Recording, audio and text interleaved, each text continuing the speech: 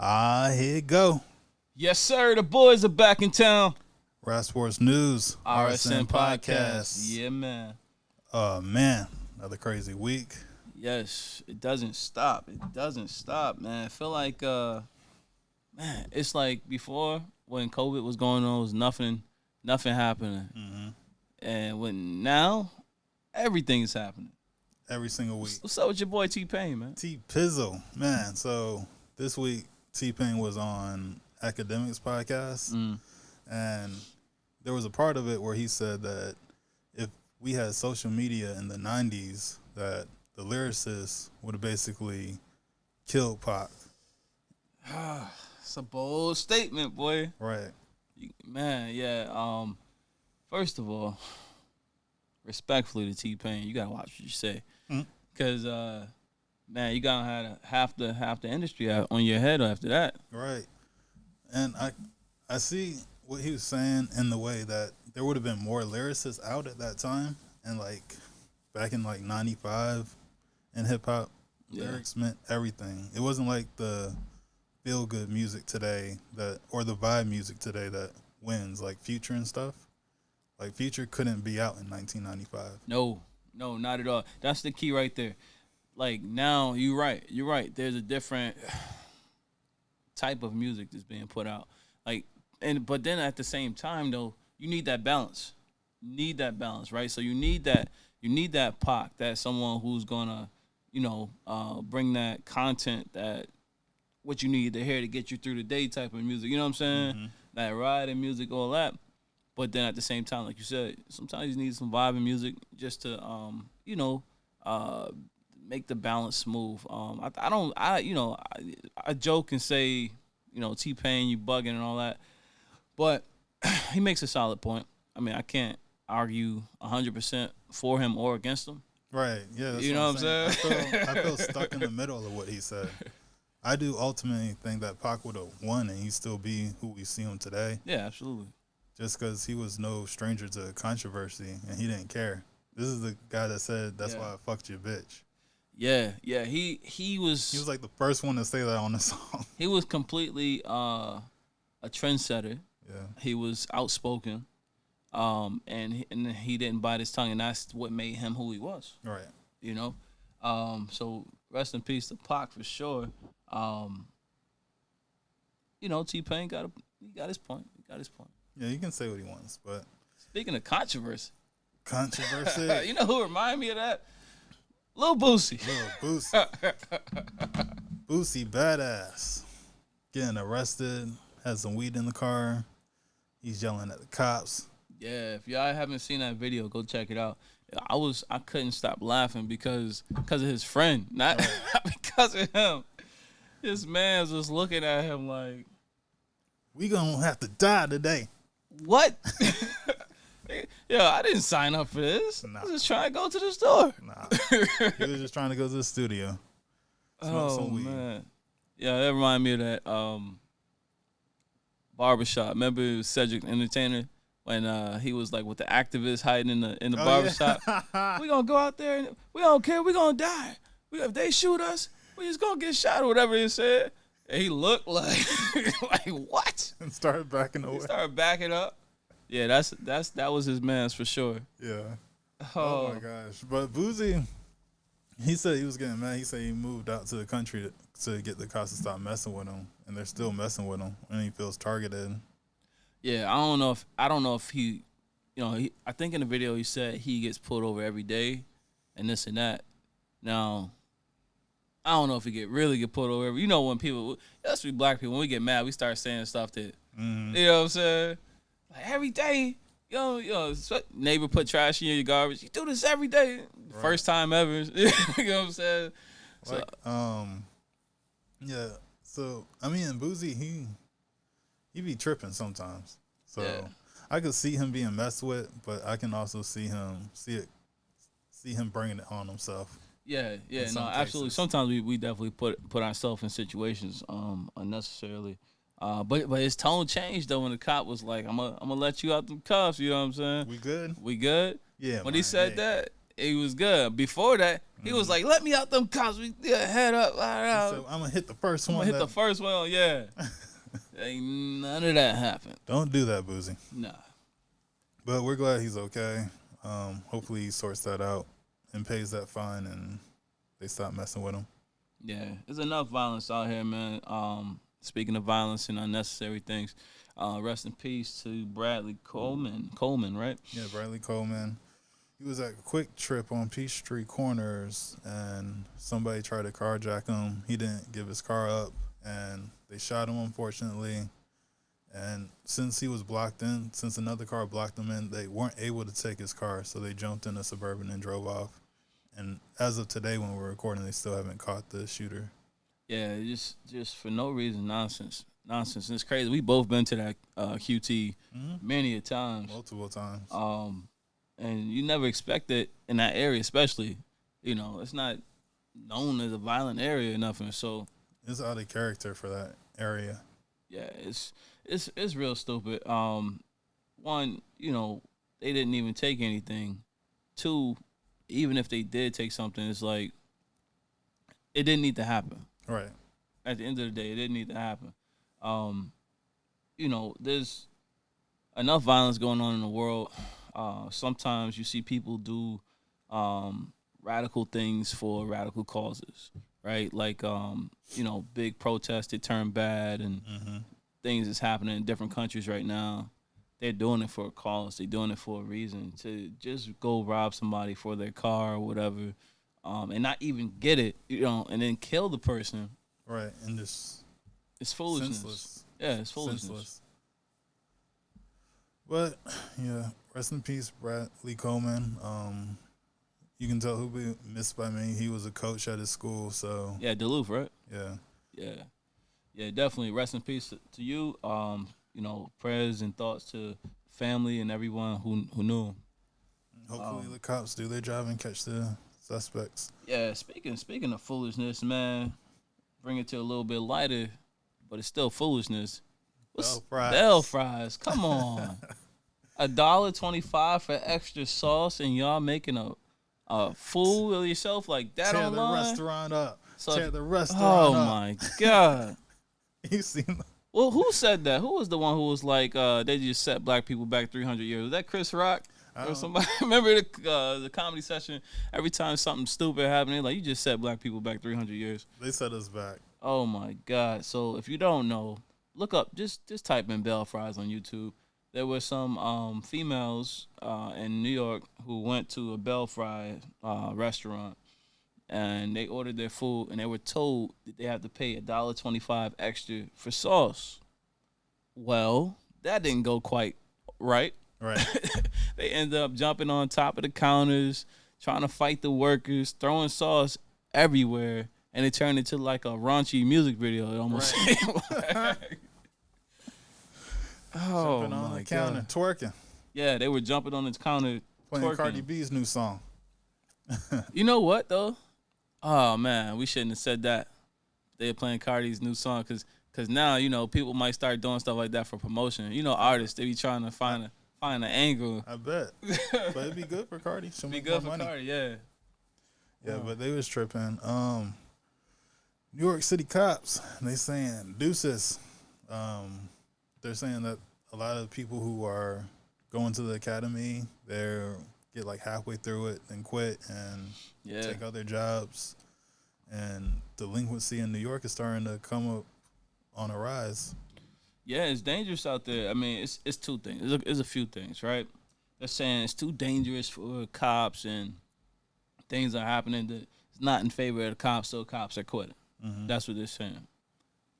But the flip side of that is you got cops, a lot of cops, not all cops, but you got a lot of cops that are not policing correctly, if that's the right term. And like that goes hand in hand with the Styles P situation. Like we could talk about both of these at the same time. There's a video of Styles P come out, and he see a young lady getting roughed up by a New York cop, I think in Yonkers, and he's recording it, and he's yelling at him, telling him like you're being unnecessary roughness, pretty much. I'm saying I said an NFL term, unnecessary roughness. Oh yeah, but the same thing. But it was. You know, they slammed the delivery driver girl on the ground, and start harassing them. Like, come on. And he was telling them, you guys, y'all are acting like punks and y'all are scared to be out here. Mm-hmm. They do seem scared. Yeah, it's all right. Let's digest this in two parts. One, from what you've been saying for a while, you feel like in the next 4 or 5 years, something like that, there's not going to be any more police.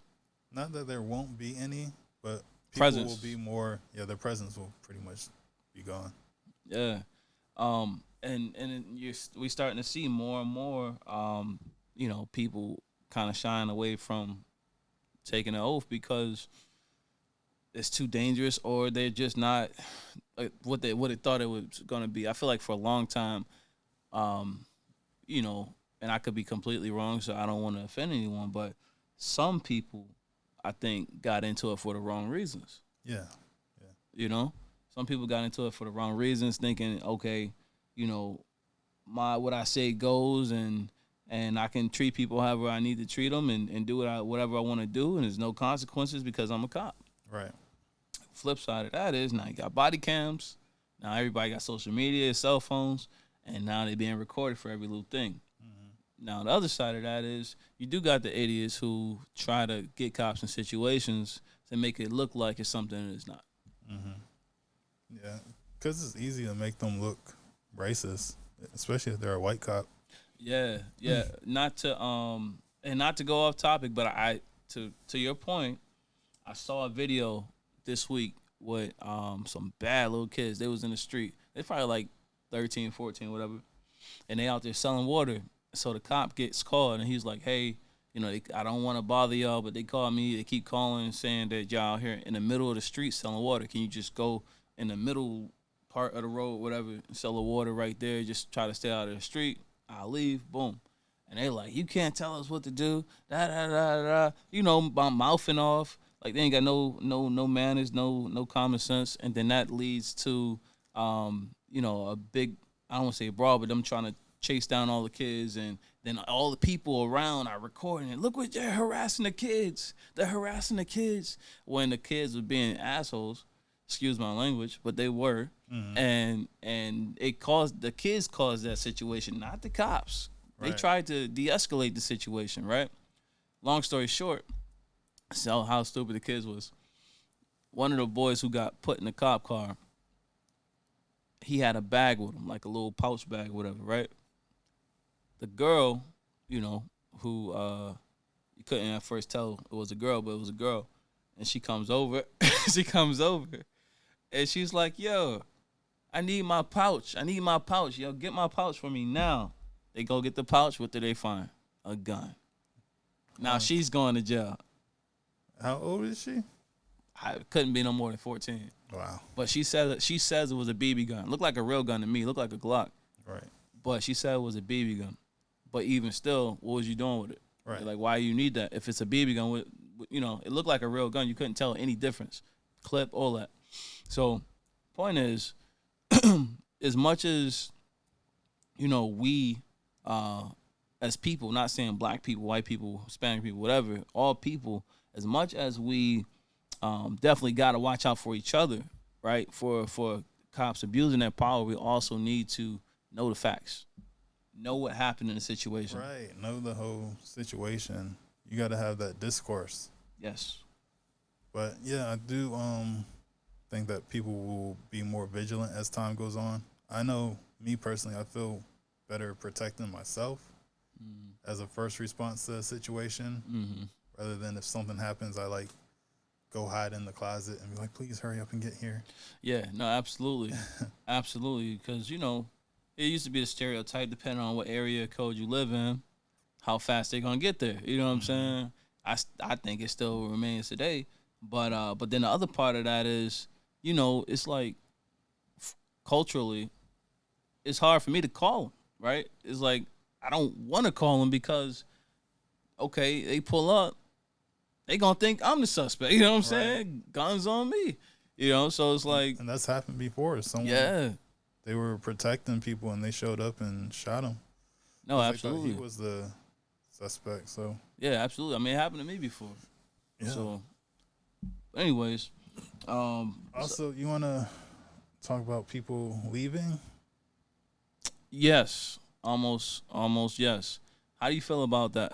500,000 people have left New York since 2020 because it's getting too expensive, getting too dangerous. The average earner there that has left made over $200,000. I think they said they lost like a couple billion from the city because of that. Yeah, and we were just talking about, I don't know if it was last week or one of the weeks before, a couple weeks ago, we were talking about people from California moving to Mexico. And we were just talking about that. So it's definitely being a shift of wealth in states. You know what I'm saying? Because, and now, okay, let me stop. Inflation, how do you think that's going to affect it even more? Oh, yeah. Inflation reached 9.1%. So,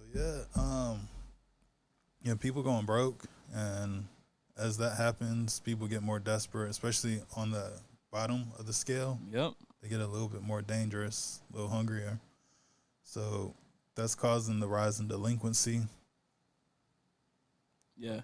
And so, I mean, to go along with the, you got inflation, you got this unannounced recession, you got people leaving from the state of New York, people leaving from the state of California. I think what's ultimately is going to happen, like places like here, people are already moving here like crazy.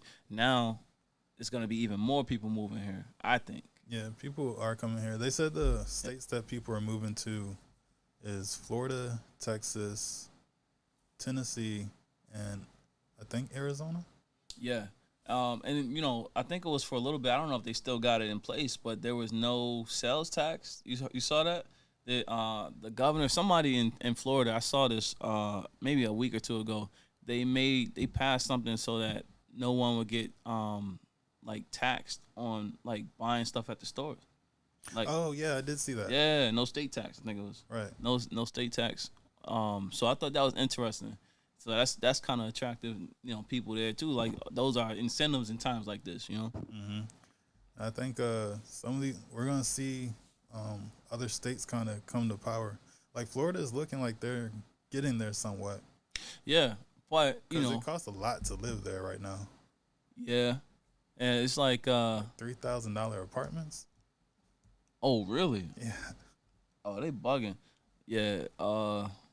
Florida, y'all tripping. But it's Florida. That's where all the rich people are going though. Yeah, because there's a lot of special laws in Florida.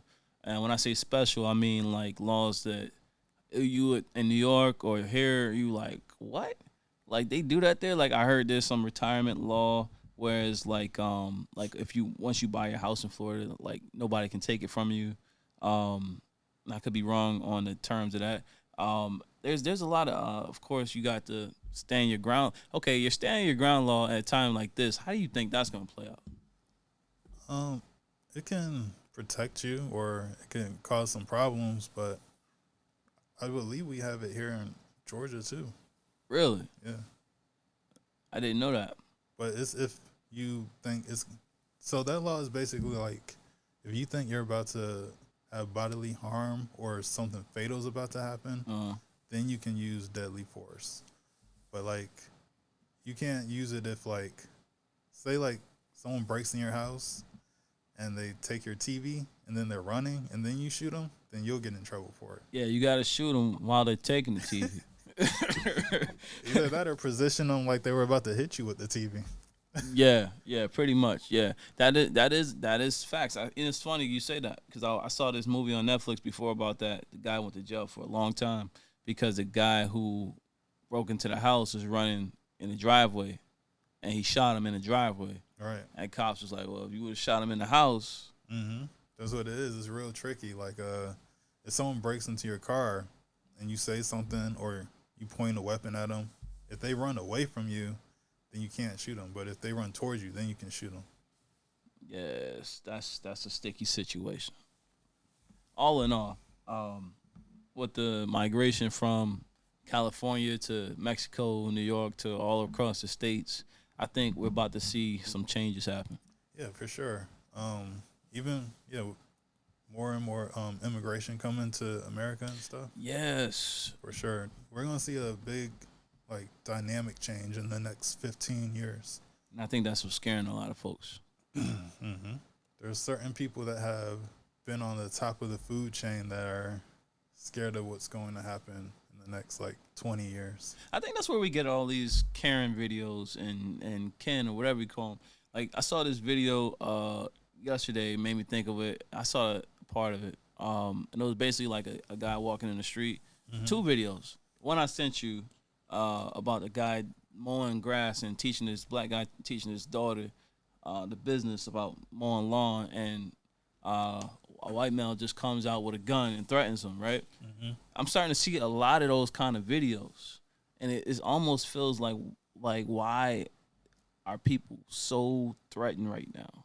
Right. I mean, it's been happening, but it's happening at such a rapid pace now that I can go on YouTube every day and find a video like that without even looking to find it. Yeah, it just shows up on our feed. Yeah, pretty much. But, I mean, I think as, you know, certain people are aging out, you remember, I don't know if we were talking about it online or not, but you remember I told you America looks different now today than what it was even when we were kids? Yep. I think people even older than us, think about someone who's like 65. Yeah. What America that looked like when they were 10 years old to now. Huge difference. Shoot, you say 65, that's like what, Martin Luther King time, right? 60 Something years like ago, that? yeah. 65? Yeah. So, yeah, I mean, that's when you still had the whites and the coloreds, fountain and bathroom and all that kind of stuff. You still had apex white people. Yeah. Meaning pretty much the people that did like Toulouse or like Rosewood, stuff like that. Yeah. They were still around. Yeah, if you don't know what that is, go look it up. Yeah. Very important to know your history. All right. Well, no, I definitely feel like change is coming. Change is here. It's not coming. It's already here. Speaking of change and things like that. Okay, let's talk about sports. And I'm not gonna talk too much about sports because there's a lot of things happening in sports. And LeBron had a situation where he was asked about Brittany Griner. I think this was on a new episode of The Shop, and it was like a trailer or something, a teaser, and they asked him about Brittany Griner. And he said not to quote him word for word, but he said to the effect that, you know, if he was Brittany Griner, he would feel like he might not want to come back to America because of how they left her over there, you know, in a Russian prison and all that. And he got a lot of backlash about that. And he tried to clear it up and this and that. What do you think about that? Okay, so I'm going to say this, and it's going to ruffle some feathers. If LeBron was over there and he had a gram of weed, nobody would have cared. One, because more than likely, those over there are fans of LeBron like that. They're not technically fans of Brittany Griner, but that's why they're treating her differently. But LeBron wouldn't have gotten treated like she's being treated. I agree 1,000%. But here's the catch. I didn't know this. My dad, shout out to my dad. He be following all the sports. He told me the Brittany Griner actually played for Russia for a few years. Like, I don't know how many years, but she won championships in Russia, in the Russian basketball league. So it's like they got to know who she is, whether it be from over here or over there. I mean, Russia is way more patriarchal than America. And in America, people aren't really watching the WNBA like that. Yeah. I think they have like 20,000 seats in their stadiums, and a good night for them is like if 1,500 people show up. Yeah, I mean I see what you're saying, but okay, I see what you're saying. Even the average person over here can't even name the team that plays in the WNBA team that plays in their city. That's true, but shout out to the Dream, Atlanta Dream. Like, women will talk about this, right? And I'm gonna get a little bit off task, but they'll talk about how, you know, how come the girls aren't getting paid millions, right? How come girls aren't showing up to these stadiums? And I mean this because you can always follow where the money is, and it shows you where their attention is. The Kardashians are billionaires. Yeah. Guys aren't watching them. I don't give a damn with the Kardashians. I don't even know what season they're on. I don't know how long their show is. That's true. I don't even know what channel it comes on. That's true. But they are making billions. You know, Kylie, she has that the lipstick thing. Oh yeah, cosmetics or something. Mm-hmm. She sells out in like minutes. Yeah. People try to buy it because it's like what $250, and you can sell it for $2,000 if you get one. Yep. So you follow the money. Kardashians are making billions. WNBA, they're being subsidized, or they're being given like $10 million. You know what? That's true. That's a good point, and that's a point that I don't think we ever talked about on here. Yeah, if you think about that, most fans of the NBA, majority are guys, and that makes sense. And then the same as with Kylie's fans, Kardashian's fans are females. That is true. And if the demand was more, they're selling out more seats and things like that, then yeah, I could definitely see the salary being different. So yeah, that's a good point. That's a really good point. Like every week you see in the NBA, especially the playoffs, people paying $20,000 for a front row seat. 90,000 NBA Finals. Why aren't y'all? All right, yeah. So technical difficulties. If Brittany Griner, if LeBron was over there, he wouldn't be getting treated like Brittany. But we want her to come back home. She's being mistreated. So yeah, it's unfortunate all the way around. I think at the end of the day, we just want her to be safe. We want her to come back, and we don't want any foul play. Because I think these trials go on a long time in Russia, but in the meantime, I'm hoping that nothing politically that happens between the two countries affect the prisoners. Right. So, any closing thoughts, my friend? Man, follow Canary social media. Follow my social media. I don't be on there too much, but I'm gonna get back on there. Check out the music and share the podcast. Yes, sir. Canary Valance. Slyce. Peace.